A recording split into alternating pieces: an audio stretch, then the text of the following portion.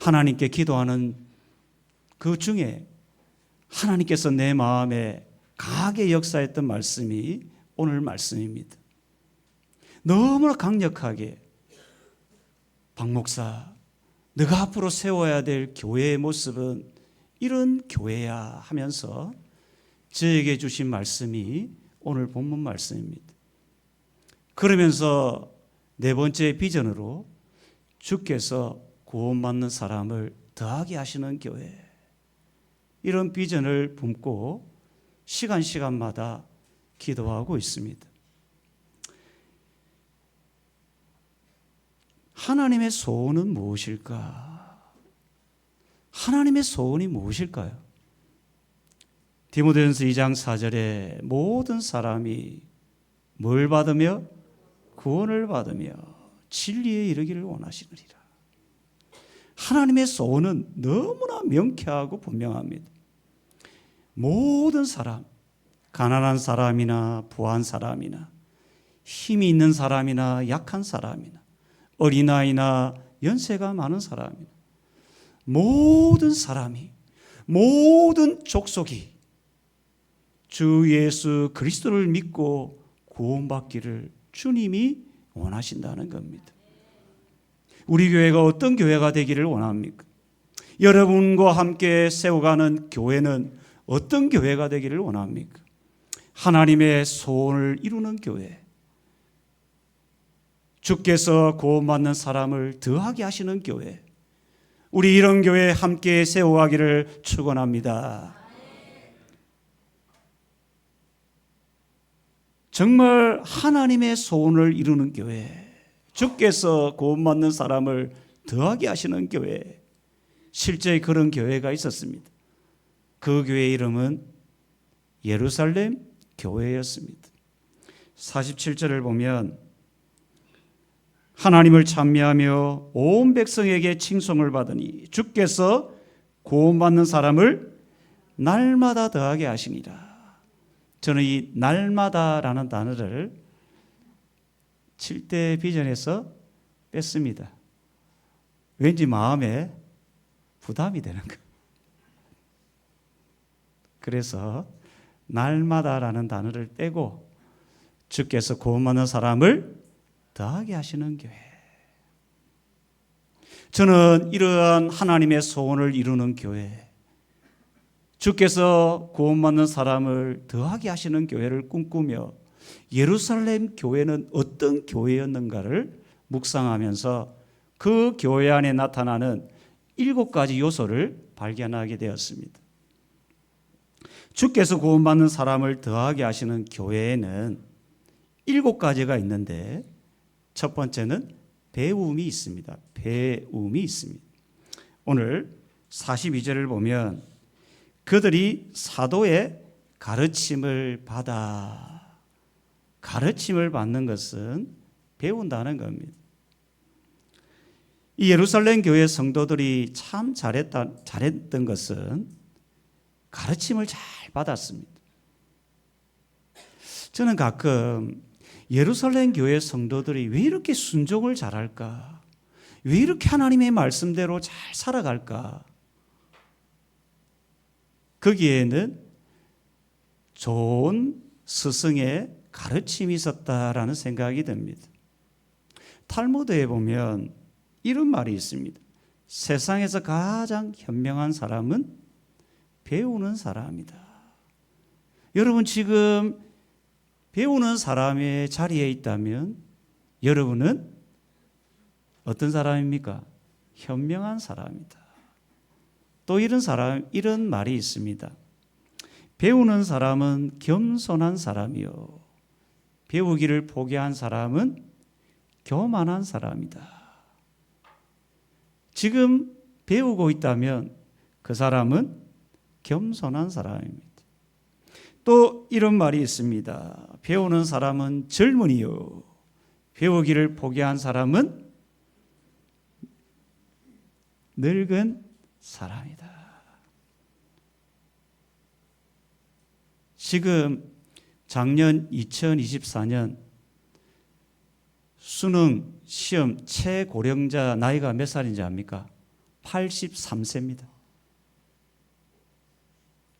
별로 안 놀라시네. 실제 대학에 입학해서 공부를 하려고 한다고 합니다. 그분이 인터뷰에 보니까 죽을 때까지 공부한다고 합니다. 지금 여러분 중에 배우고 있다면 젊은 사람입니다. 오늘 예루살렘 교회 성도들은 사도들의 가르침을 잘 배웠던 성도들입니다. 사도들을 한번 생각해 보면 그들은 대부분 갈릴리 출신의 사람이었습니다. 갈릴리 출신이라고 하면 무식하고 배운 것이 없는 사람이었다라는 겁니다. 그럼에도 예루살렘 교회 성도들은 그 사도들에게 가르침을 받고 배움을 얻었습니다. 성도님 여러분, 주께서 구원받는 사람을 더하게 하시는 교회의 첫 번째 나타나는 특징은 배움이 있습니다. 우리 교회도 배움이 있는 교회가 되도록 저는 주일 오후 예배 때 킹덤 스토리라는 우리 교단에서 나온 교재로 성경 전체를 이해할 수 있는 훈련을 나름대로 배움의 길을 얻도록 지금 하고 있습니다. 또 올해는 지금 고인이 되었지만 오카노 목사님이 만든 제자훈련 교재로 3월부터 제자훈련을 시작하고자 합니다. 제가 4년 전에 목요 오전반, 목요 오후반 19명을 제자훈련을 했습니다. 4년 동안 기다렸다가 누군가의 소리를 듣고자 했습니다. 목사님 혼자서 뭔가를 진행하기보다 성도들의 필요에 따라서 제가 해야겠다는 생각을 늘 하고 있습니다. 그러는 중에 성경 공부의 이야기를 누군가가 저에게 이야기를 해주는 겁니다. 그때 이제 때가 왔다라는 생각을 갖게 되었고 이제 3월 초에 제자훈련 시작하고자 합니다. 우리 교회는 배움이 있는 교회, 주께서 구원받는 사람을 더하게 하시는 교회, 배움을 통해서 이런 교회로 세워지기를 축원합니다. 두 번째, 주께서 구원받는 사람을 더하게 하시는 교회에는 교제가 있습니다. 교제. 42절을 보면 서로 교제하고, 교제는 사귐입니다. 여러분, 교제는 혼자 합니까? 함께 합니까? 함께 합니다. 이 교제는 앞에 그래서 서로라는 단어가 붙어 있습니다. 신앙생활은 혼자 하는 것이 아닙니다. 산속에 가서 혼자 하는 것이 신앙생활이 아닙니다. 우리가 매주 신앙 고백하는 사도신경 마지막 부분에 보면 우리는 성령을 믿으며 거룩한 공교회와 그 다음에 뭡니까? 성도의 교제. 우리가 매주 신앙 고백으로 사도신경을 하지 않습니까? 그 중에 하나가 성도의 교제가 있다는 겁니다. 혼자서는 참된 성도가 될 수가 없습니다. 성도님 여러분, 주께서 구원받는 사람을 더하게 하시는 교회에는 성도의 교제가 있습니다. 우리 교회도 교제가 있는 그런 아름다운 교회가 되기를 바라는 마음으로 우리는 매주 성도의 교제를 어디서 이룹니까? 사랑방 구역 모임에서 온 성도들이 구역구역에 들어가서 교제의 시간을 갖습니다. 여러분이 지금 사도신경을 고백하고 있다면 성도의 교제를 가볍게 여겨서는 안 되는 겁니다. 성도의 교제는 단순한 교제가 아니라 성령 안에서 교제를 하는 것이기에 그 교제 가운데 하나님의 위로가 있고 그 교제 가운데 하나님의 도움과 은혜를 누리게 되는 겁니다. 여러분 정말 하나님의 은혜와 위로와 도움을 얻기를 원합니까? 그렇다면 사랑방 구역 모임에 참여해서 성도의 교제를 누리기를 축원합니다. 세 번째는 주께서 구원받는 사람을 더하게 하시는 교회에는 성찬이 있습니다. 42절에 보면 서로 교제하고 떡을 떼며, 떡을 뗀다는 것은 성찬을 의미합니다. 참된 교회의 표지 세 가지가 있습니다.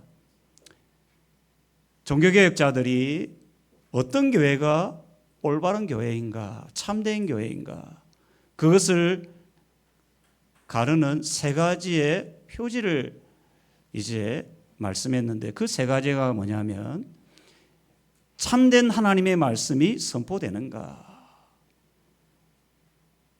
참된 하나님의 말씀이 선포되느냐에 따라서 그 교회가 참된 교회냐 거짓된 교회냐 구분이 됩니다. 두 번째는 성찬이, 이 성례가 잘 시행이 되는가. 성례는 성찬과 세례입니다.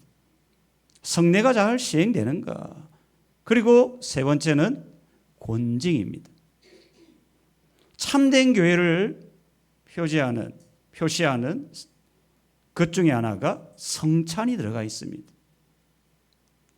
초교회 당시 예루살렘 교회는 매주 떡을 떼며 성찬을 행했습니다. 종교개혁자 칼빈도 매주 성찬을 행하기를 원했지만 그는 제네바에서 교회를 섬기면서 해마다 4번 이제 성찬을 시행합니다. 부활절, 성령 강림절, 9월 추수감사, 그 다음에 성탄절, 이렇게 4번을 시행을 합니다. 오늘날 한국교회, 우리 교단을 포함해서 대부분의 교회들이 2회에서 4회까지 진행합니다. 주께서 구원받는 사람을 더하게 하시는 교회는 성찬이 있습니다. 우리 교회도 종교개혁자 칼빈의 그 어떤 사역의 모습에 따라 4번을 가능하면 1년에 시행하고자 합니다. 여러분, 성찬을 통해서 주님의 죽으심을 기억하고 그 은혜에 감사하는 그곳에 하나님께서 구원받는 사람을 더하게 하십니다. 우리 교회가 해마다 성찬을 행함으로 주께서 구원받는 사람을 더하게 하시는 교회로 세워지기를 축원합니다. 네 번째는 주께서 구원받는 사람을 더하게 하시는 교회에는 기도가 있습니다. 42절에 보면 오로지 기도하기를 힘쓰니라. 예루살렘 교회는 성도들은 아주 신앙이 순수했습니다. 사도들의 가르침을 받은 대로 그 말씀대로 순종하는 성도들이 대부분이었습니다. 어떻게 여러분 생각해 보면 하나님의 말씀대로 순종하기가 여러분 쉽습니까? 어렵습니까? 어렵다. 그런데 하나님의 말씀대로 순종할 수 있도록 우리에게 힘을 주고 우리에게 그 원동력이 되는 것이 있다면 뭘까요? 기도라는 겁니다. 마치 자동차가 달리려면 바퀴가 있어야 되는 것처럼 우리가 바른 신앙생활을 하려면 하나님의 말씀의 바퀴와 함께 기도라는 바퀴가 함께 굴러갈 때 건강한 신앙생활, 아름다운 성도로 살아갈 수가 있다는 겁니다. 우리 하나님의 말씀을 들었는데 배웠는데 왜 순종이 안 되는가?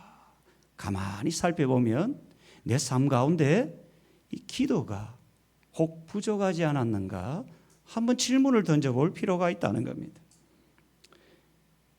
이 예루살렘 교회 성도들은 합심해서 기도했을 때 하나님 말씀에 순종하며 또 어떤 일이 일어나냐면 43절에 사람마다 두려워하는데 사도들로 말미암아 기사와 표적이 나타나니.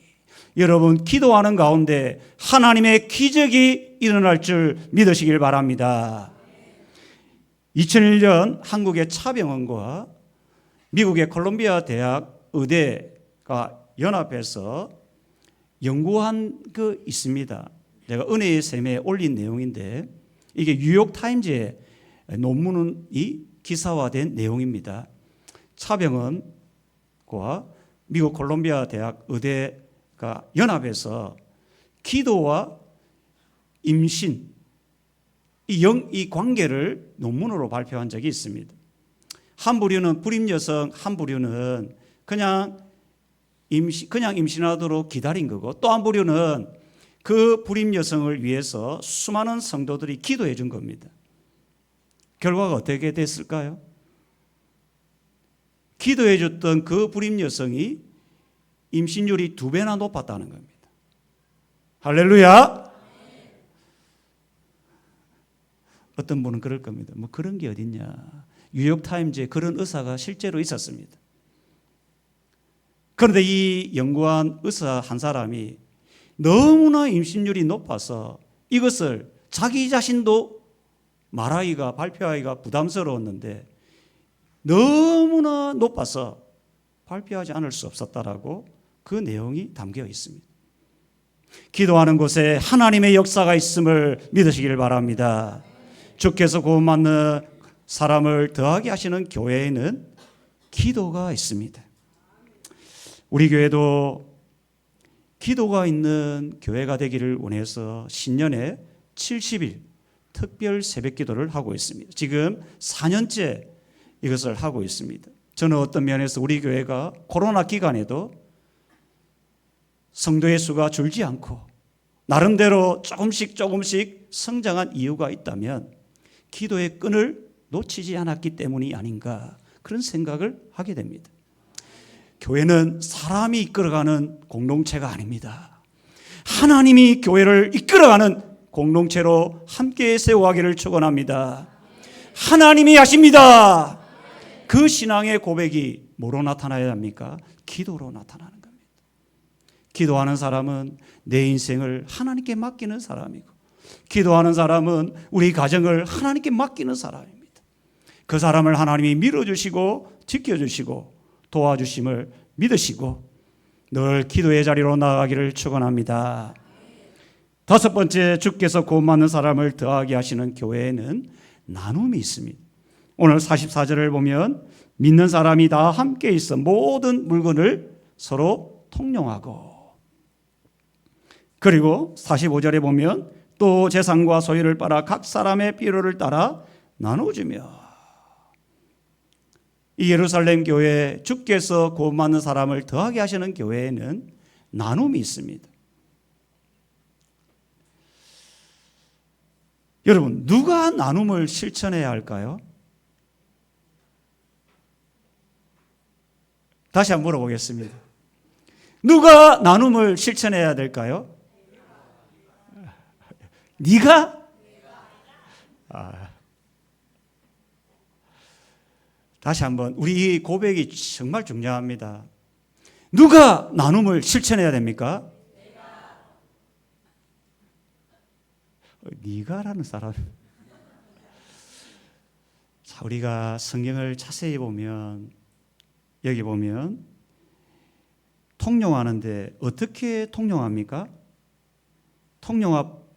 물건을 통용하고 되어 있지 않고 그 사이에 뭐가 되어 있습니까? 서로. 성경은 사랑을 할 때도 일방적 사랑이 아니고 서로 사랑하라고 말하는 겁니다. 우리가 나눔을 실천할 때도 나눔은 부자들만 해야 됩니다. 예? 집이 있고 좋은 차 있고 좋은 집 있는 사람, 그 사람만 해야 됩니다. 이것은 성경의 가르침이 아닙니다. 가난한 자도 적은 것으로 나눔을. 아유, 목사님, 우리는 줄 게 없어요. 우리가 살아가다 보면 교회는요, 가난한 자나 부한 자나 서로 나눌 때 그 공동체 위에 하나님께서 구원받는 사람을 더하게 하십니다. 가정도요, 가끔 제가 보면, 여러분, 어떤 사람이 행복합니까? 받는 사람입니까? 주는 사람일까요? 성경도 보면 주는 자가 복이 있다라고 하거든요. 여러분, 우리가 교회는 나눔의 공동체로 세워져야 합니다. 줄 게 없어요. 그러면 뭐로 나눕니까? 기도하면서 중보의 기도로 나누면 되는 겁니다. 또 내 안에 뭔가 가진 게 있다면 없는 사람에게 나누면서 또 그 받은 사람은 또 어떻게 해야 합니까?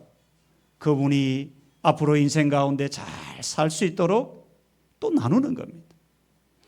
서로 소통하면서 우리 교회가 주께서 구원받는 사람을 더하게 하시는 교회로 잘 세워지기를 축원합니다. 오늘 우리는 교회 설립 25주년 감사 예배를 드립니다. 이 나눔을 실천하는 교회가 되기 위해서 우리 오늘 감사 헌금은 전액 개척교회와 선교사님 후원하는 데 사용합니다. 우리 교회가 나눔을 실천하는 교회, 주께서 구원받는 사람을 더하게 하시는 교회로 세워지기 위해 우리 교회보다 더 힘든 교회와 선교사님을 돕는 교회로 세워지기를 원하는 겁니다. 여러분 모두가 우리 교회가 정말 나눔을 실천함으로 주께서 구원받는 사람을 더하게 하시는 교회로 세워지는 우리 교회 되기를 축원합니다. 여섯 번째, 주께서 구원받는 사람을 더하게 하시는 교회에는 예배가 있습니다. 예배 46절을 보면 날마다 마음을 같이하여 성전에 모이기를 힘쓰고, 예루살렘 교회 성도들이 성전에 모여서 뭐 했을까요? 예배했다는 겁니다. 함께 모든 성도들이 성전에 모여서 하나님을 예배했다는 겁니다. 떡을 뗐다는 것은 예배 가운데 성찬을 행했다는 겁니다. 47절을 보면 찬송이 나옵니다. 찬미가 나옵니다. 예배 가운데 그들은 하나님께 받은 은혜를 기쁨으로 찬송했다는 겁니다. 지금 한국 기독교인 비율이 15%입니다. 15%. 여러분은 뭐 별로 놀라지도 않네요. 15%면 여러분, 제가 신앙생활 할 때는 한국교회 기독교인 인구가 1,000만이 훌쩍 넘었습니다. 지금은 300만 이상이 줄었습니다. 그리고 이 수 중에는 여러 교회에 함께 등록된 성도들도 있기 때문에 15% 이하라고 생각하면 되는 겁니다. 한국갤럽에 조사한 내용인데 더 심각한 것은 무종교인 비율이 급증하고 있다는 겁니다. 종교를 아예 갖지 않고 싶은 사람들이 급증하고 있는 시대입니다. 여러 가지 한국교회의 이 정체, 침체에 대한 신학자들, 교수들의 어떤 연구 데이터가 나옵니다. 그 이유가 뭘까? 다양한 이야기가 있지만 저는 그 중에 하나를 꼽는다면 이 예배에 문제가 있다라는 생각 조심스럽게 해봅니다. 여러분도 알다시피 초대교회 예루살렘 교회는 어떤 교회였습니까? 날마다 모이기를 힘써서 예배하는 공동체였습니다. 우리 7, 80년대 여러분 신앙생활을 하는 사람들 다 경험했지만 저 역시도 대학생 때 저는 주일날 주일학교 예배 9시에 드렸습니다.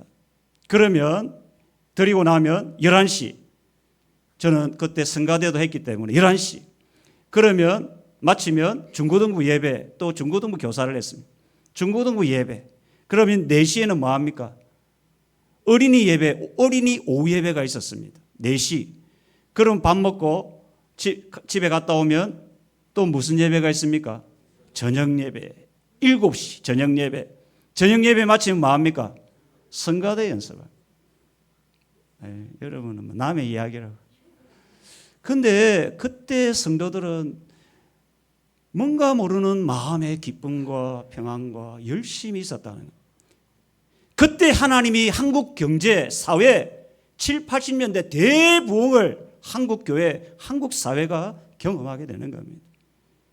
모든 성도들이 하나님 앞에 예배하고 기도하고 찬송했을 때 하나님은 그 예배를 받으시고 한국 경제, 사회, 교회를 크게 부흥을 시켰다는 겁니다. 오늘날은 안타깝게도 점점 오후 예배가 사라지는 현실입니다. 저는 이것에 대해 비판하고 싶은 마음은 없습니다. 그런데 오늘 초대교회 당시 우리가 경험했던 7, 80년대 교회의 모습과는 좀 다른 모습으로 지금 세워지고 있음을 우리도 부인할 수 없는 사실입니다. 성도님 여러분, 저는 우리 교회가 정말 예배가 살아있는 교회, 예배하기를 힘쓰는 교회, 그런 교회 되기를 축원합니다. 주께서 구원 받는 사람을 더하게 하시는 교회, 예배가 있습니다. 여러분, 예배를 목숨처럼 지키고 한국 사회, 한국 교회를 다시 한번 세워가는 그 중심에 우리 교회가 있기를 주의 이름으로 축원합니다. 마지막으로 주께서 구원받는 사람을 더하게 하시는 교회에는 칭송이 있습니다. 47절을 보면 온 백성에게 칭송을 받으니, 칭송이라는 것은 칭찬입니다. 저는 새가족 공부를 하면 항상 물어보는 질문 중에 하나가 우리 교회 어떤 교회 같습니까? 하니까 좀 어떻습니까? 하니까 성도들이 좋습니다. 아멘. 또 하나는 밥맛이 좋습니다. 우리 사모님만 아멘. 그리고 제 자랑에서 미안한데 제가 좋대요. 미안합니다. 참 저는 지난주 중고등부 수련회를 다녀왔습니다. 정말 굉장히 프로그램이 빡빡한 수련회였는데 걱정이 됐어요. 이 아이들이 잘할 수 있을까 굉장히 고민돼서 새벽 늦게까지 기도하는 수련회였거든요. 그런데 예상외로 아이들이 너무 잘하는 거예요. 우리 교회 큰언니가 요 앞에 있는 보은입니다. 보은이 이제 큰언니가 돼버렸어요. 처음 갈 때는 막 중학교 1학년 간이 많이 일하던 애가 큰언니, 큰 누나가 돼가 이번에 아이들을 이끌고 함께 기도하고 아주 잘하더라고요. 제일 걱정된 아이가 초등학교 올해 6학년 된 서윤이라고 있어요. 왔습니까? 저 있는 모양이에요. 또 우리 하람이가 이제 올해 중학교 1학년 올라갑니다. 그러니까 초등학교 6학년과 중학교 1학년 아이가 잘할까 고민이 됐어요.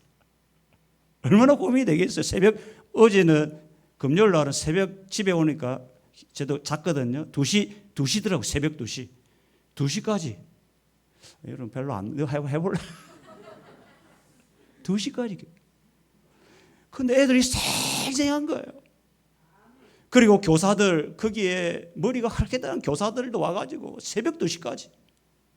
야, 그때 내가 생각한 게 한국교회 미래가 있구나. 한국교회 소망이 있구나. 저 그때 얼마나 회개했는지 모릅니다.